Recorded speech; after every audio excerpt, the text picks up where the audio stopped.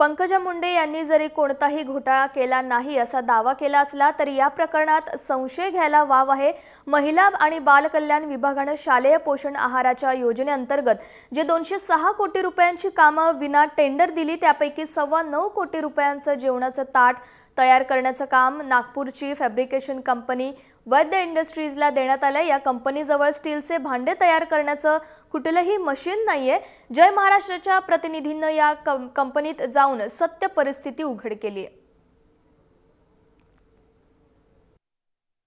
राज्याच्या महिला बाल विकास विभागाच्या 206 कोटी रुपयांच्या घोटाळ्याचे धागेदोरे नागपूरमध्ये देखील सापडले आहेत। नागपूरमधील वैद्य इंडस्ट्रीज या इंडस्ट्रीजला जवळजवळ 9 कोटी 25 लाख रुपयाचं ताटं बनवण्याचं कंत्राट देण्यात आला आहे। वास्तविक पाहता वैद्य इंडस्ट्रीज मॅन्युफॅक्चर करते दरवाजे आणि टेबल, असं असताना देखील ताटं बनवण्याचं कंत्राट या वैद्य इंडस्ट्रीजला देण्यात आलेलं आहे।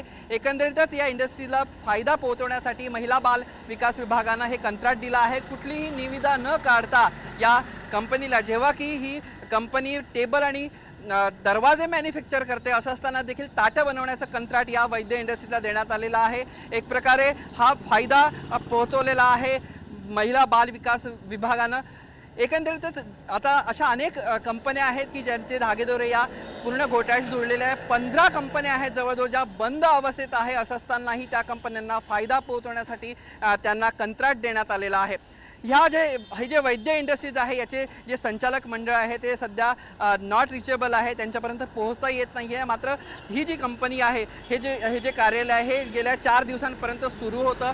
इथे एक वॉचमॅन होता, काम भलेही बंद होतं मात्र हे टाळं उघडलेलं होतं। मात्र 4 दिवसापासून याला टाळं ठोकण्यात आलेलं आहे। एकंदरीतच या कंपनीवर कारवाई होते का हे देखील बघणं औत्सुक्याचं ठरणार आहे। कॅमेरा पर्सन दिनेश सातपुतेसह विजय दिघे, जय महाराष्ट्र न्यूज, नागपूर।